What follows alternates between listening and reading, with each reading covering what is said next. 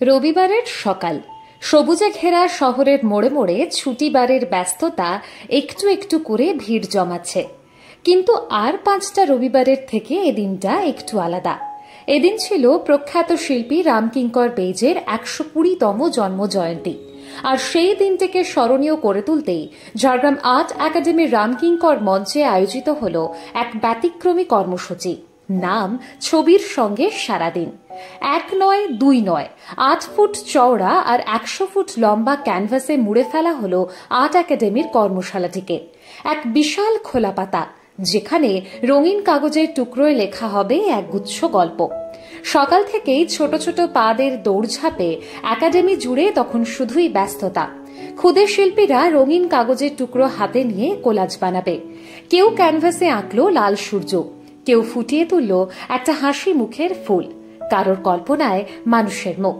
আর তাদের সঙ্গে তাল মিলিয়ে রং ছড়ালো কিশোর কিশোরীরা, এমনকি কিছু উৎসাহী অভিভাবক ও দর্শকরাও। সব মিলিয়ে সংখ্যা প্রায় 500 ছাড়িয়ে। দিন গড়িয়ে বিকেলে পৌঁছালেও ক্যানভাসে থামেনি শিল্পসৃষ্টি। এক একটা কাগজে এক এক রকম গল্প, কখনো শিশুদের চোখে দেখা পৃথিবী, কখনো স্বপ্নের ছোঁয়া, কখনো সম্প্রীতির ছবি। প্রসঙ্গত ঝাড়গ্রাম আর্ট একাডেমির অধ্যক্ষ সঞ্জীব মিত্র বলেন, আজ 25শে মে রামকিঙ্কর বেইজ এর 120তম জন্মদিন।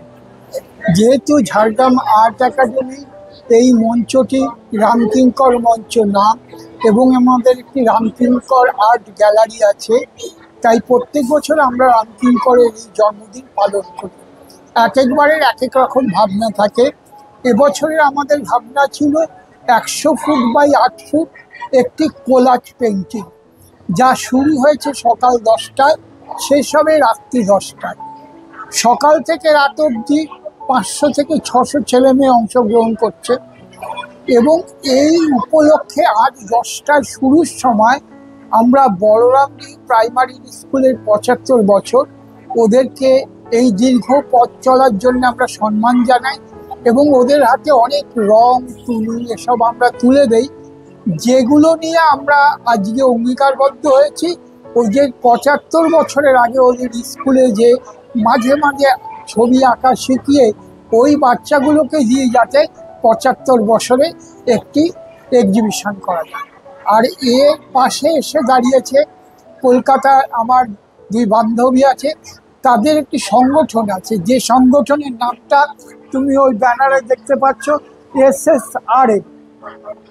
এরা হচ্ছে ছোট ছোট বাচ্চাদের যেখানে কাজকর্ম হয় তাদের পাশে দাঁড়িয়ে রং, কাগজ, অ্যাডহেসিভ, আঠার সব দিয়ে সহযোগিতা করে এই কাজটা হওয়ার জন্য। রামকিঙ্কর বেইজের জন্মজয়ন্তীকে কেন্দ্র করে এই আয়োজন যেমন এক শিল্পীর প্রতি শ্রদ্ধা জ্ঞাপন, তেমনি শিল্পকে ঘিরে ভালোবাসা, একতা আর স্বপ্ন দেখার উৎসব। এই শহরে আর্ট একাডেমির ভাবনা বরাবর উদাহরণ তৈরি করে। এই আয়োজনও যে তার ব্যতিক্রম নয় তা অনায়াসেই বলা চলে।